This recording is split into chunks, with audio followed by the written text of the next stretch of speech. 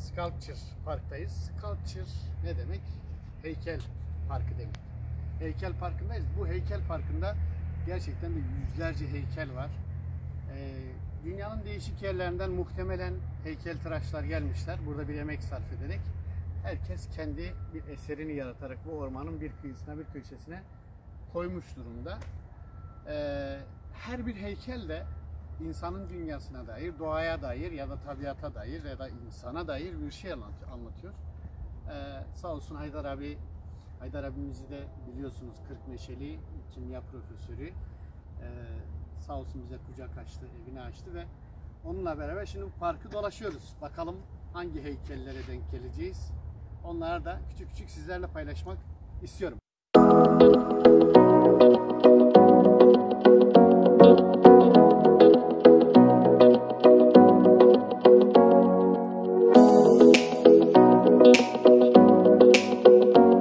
Haydar abi, yaklaşık kaç yıldır buradasın? Ben 53 yıldır buradayım.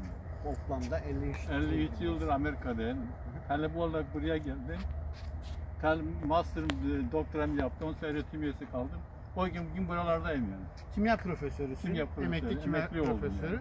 Tabii bilim alanında çalışmalar yapıyorsun değil mi? Tabii. Hem yürüyelim hem konuşalım. Bir sürü makalelerim, bir sürü şeylerim çıktı, yayınlandı, konferanslarda sunuşlarım oldu, şeylerim oldu.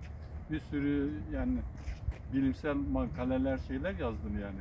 Birçok talebe dünyanın her tarafından talebe yetiştirdim. Yüzlerce yani. talebe yetiştirdin. Senin yani. olduğun üniversite hangisiydi? Ben ya da birçok üniversitede çalıştın. 3-4 günlük şeyde New York'taki Columbia Üniversitesi'nde çalıştım. Columbia Üniversitesi dünyanın ilk 10 üniversitesinden içinde. Orada çok international talebeler geliyor, dünyanın her tarafından geliyor. Çünkü çok meşhur bir üniversite. Orada verdim. Ondan sonra Radcliffe Üniversitesi'nde öğretim üyeliğini yaptım. Bir müddet New Jersey Institute of Technology'de çalıştım. Yani bir sürü yerde çalıştım. Ondan sonra Çevre Bakanlığı'nda da danışmanlık yaptım yani. Orada bir süre de orada danışmanlık yaptım yani. Bu gerçekten gurur verici bir şey. Yani Dersim'de biliyorsunuz zor ve sıkıntılı şartlara rağmen bizim insanlarımız Haydar abi gibi, yani o zor şartlardan sıyrılarak, bir diğer tarafta bakıyorsunuz mesela Almanya'da yapay zekanın başında Şahin abi var. Evet. Değil mi? Şahin abi orada Almanya'da Alman hükümeti tarafından yapay zekanın başına Berlin'de getirilmiş Şahin Albayrak. O da profesör aynı zamanda. O da zor şartlarda okumuş, Nazımiyeli ve sıyrılarak gelmiş. Sen Pülümür'ün Kırkmeşe Göverge köyündensin. Oradaki zor şartları aşarak Almanya'ya geldi, Amerika'ya geldin. New Jersey'deydin. Yani merkez olarak çoğunlukla burada kaldın. Bu eyalette kaldın. Zor şartları aşarak bunu başarmak o kadar kıymetli bir şeydir ki. Ama bizde bir sorun var değil mi Haydar abi? Yani bizim bu zor şartlar içerisinde ilerleyen, başarıya ulaşan insanlarımız, iş insanlarımız, bilim insanlarımız herhalde bir birliktelik sağlayamadılar değil mi? Bir güç oluşturamadılar ya da bu problem mi oldu yani? Dağınık olduğumuz için bir güç olamadı. Mesela ben Amerika'ya geldiğimde Amerika'da ilk doktorasını yapan Tunceliyim yani. Amerika'da ilk. İlk yani. Evet. Ondan evvel ben bilmiyorum, tanımıyorum da ondan önce gelip de Amerika'da doktorasını yapan böyle profesör olan görmedim yani. Belki şimdi şeylerde var son zamanlarda ama o zaman tektim. Ben 73'ten beri Amerika'dayım yani. Yoktu o. Onun için bir kısmı da Almanya'ya gitti, şeye gitti. Onun bir araya gelip gücümüzü birleştirecek, maddi olanaklarımızı birleştirecek bir şey yapamadık yani maalesef. Evet. Amerika'da çok az Dersimli var. Bunlar da hep dağınık. Ama olması gereken bu değil mi? Yani hem iş insanlarının, yani o memlekette işte senin gibi, Şahin abi gibi, daha ismini sayamadığımız nice insanımız gibi çocuklarımız vardır.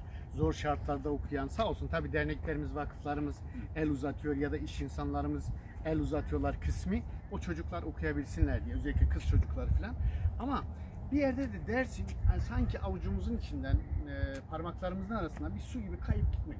Yani bu gitmekte olan bir kültür, bir dil, bu yaşanan erozyonu aslında siz büyüklerin de elini koyup bir dur bakalım. Burada bir dur.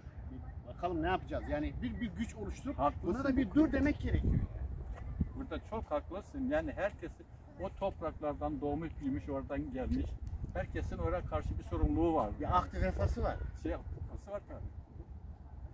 Onun için ya orayı unutmamak lazım yani. İnsan kendi dilini, kültürünü unuttuğu zaman kayboldu gider yani. Bir kuru ağaca benzer. Yani. Kuru ağaç kökleri kuruduğu zaman nasıl kaybolup gidiyorsa insan da kültürünü, dilini kaybettiği zaman kaybolup gidiyor yani. Ondan sonra kıymetin yok senin yani. Senin özün gittikten sonra kuru ağacın bir kıymeti yok ama yeşil her zaman canlı, daha da gelişir, daha da çam ağaçları, çam ağaçları gibi evet, şeyler. evet. Onun için özünü kaybetmek lazım yani. Nereye giderseniz gidin. Bunun için de başta dil, insanlar için en önemli olan dil, Tabii. kültür, inanç. Bunlar kültür zaten dil bir kültürün parçası, inanç bir kültürün parçası. Adetler, örfler, gelenekler bunlar hep bizim kültürün bir parçası yani. Bunları kaybettik mi varlığımız kaybolur yani. Evet, bizim büyüklerimizin bir sözü var, Zazaca Kırmancıki derler ki ya tiya ya çiğniya. Yani ya sensin ya da hiçbir şey değilsin. Kendi köklerini kaybetmiş, kendi geldiği yeri unutmuş, kendi kültürünü, dilini, inancını unutmuş bir insan asimile olmuştur ve yok olmaya mahkumdur. Dönüşmeye, başka bir şeye dönüşmeye mahkumdur yani. Tabii aynen yani ondan şey beklemez. Çünkü kökü kurumuş gitmiş.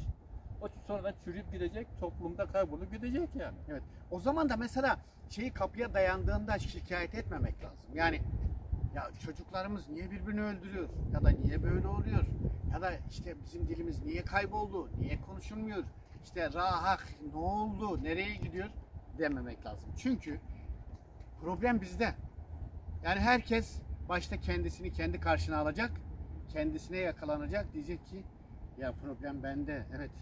Herkes bunu söylerse, bu empatiyi ya da evet bu empatiyi kurarsa ya bak anneler, dedelerimiz, annelerin, babaların bunları o kadar zorluklar içerisinde yani kıyım ya uğradıkları halde bu güne kadar getirmişler. 38 gibi bir katliamla karşılaşmışlar değil mi yani? Evet.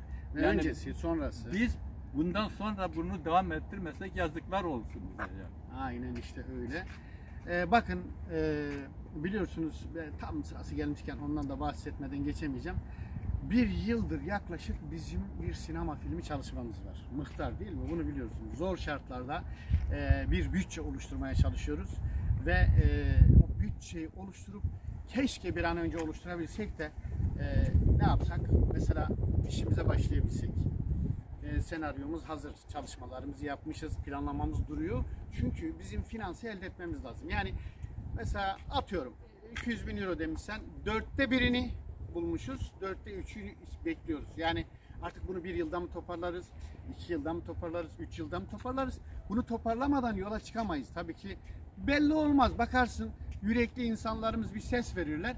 İşte bu da bunun içinde değil mi? Yani bunların hepsi birbirine bağlı şeyler. Sineması, tiyatrosu. Ya işte... bunlar olmadan zaten yaşatamazsın. Tiyatro, sinema bunlar bizim dilimizde olmasa dilimiz yaşamaz yani. Bunlar gerekli olan şeyler. Bunlar kültürümüz için gerekli. Bütün dünyanın her tarafında filmler çekiliyor, her dilde şeyler yapılıyor, tiyatrolar yapılıyor. Bizim dilde de niye olmasın? Bizim dilde onun için bize bir sorumluluk düşüyor yani bunu yapan arkadaşlarımıza sağ olsun Yılmaz Can gibi kişilere biz yani teşekkür etmemiz lazım. Biraz adamışlar kendilerini bu dili kurtarmaya, bu kültürü kurtarmaya, bu inancı kurtarmaya. Onun bizim yapacağımız basit destek olun, maddi destek vermek lazım yani. Teşekkür ederim. Bu arada burada bir parantez açayım. Şimdi dersiniz ki ya Yılmazcan tamam dilden bahsediyorsunuz da kendiniz niye Zazaca Kırmancık'ı konuşmuyorsunuz filan. Haydar hocam da çok iyi konuşuyor dili. Ben de biliyorsunuz bu alanda çalışma yapıyorum. Biz tabi burada şunun için Türkçeyi ortak dili kullanıyoruz. Herkese ulaşsın. Herkes anlasın. Bu çünkü önemli bir konuşma, önemli bir röportaj. Herkese bunun ulaşması lazım. Yani onun için keşke evde, arabada, telefonda her zaman azona hokasıya bitirelim. Tabii ya zona mahvarın her şeyi mav yani.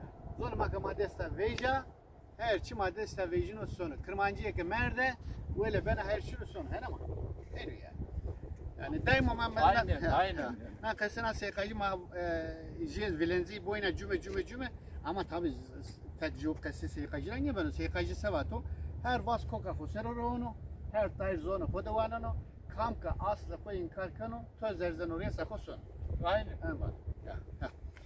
İşte sonra film ismi Seva. Ne söyledim size film için? Belki merak eden dostlarımız ya bir yıl oldu niye çekilmiyor? Keşke biri çıksa da bütününü verse karşılasa biz de hemen başlayabilsek. İşte onun için diyorum. Bizim bu bütçeyi bir araya getirip ondan sonra da planlamamızı yapıp yola çıkmamız lazım. Bu konuda belki de ya niye bir yıl oldu, niye bir gelişme yok diye merak eden dostlarımıza da bu vesileyle ben buradan bir duyuru, bir bilgilendirme yapmış olayım. Bu var ve haklı bütün ekaro yapar işlerim. Çok sağ olasın. Bütün dostlara, bütün arkadaşlara, bütün Dersimlere çağırın. Bu projeye, bu güzel şeylere maddi yardım sağlayalım. Maddiye destek olalım yani. Eyvallah. Herkes birazcık tuz atsa. Herkes çorbaya bir tuz atsa çorba ortaya çıkar yani. Kesinlikle. Kimse tuz atmazsa, kimse bir şey yapmazsa kayboldu gider. Yani ne çorba olur ne bir şey olur. Aynen öyle. Aynen öyle. Bu var ve biz de buradan memlekete, herkese, dünyanın her tarafındaki insanlarımıza, iyi insanlara, güzel insanlara, yüreği insanlık için çarpan herkese selamlarımızı, saygılarımızı gönderiyoruz. Herkese sevgiler, selamlar.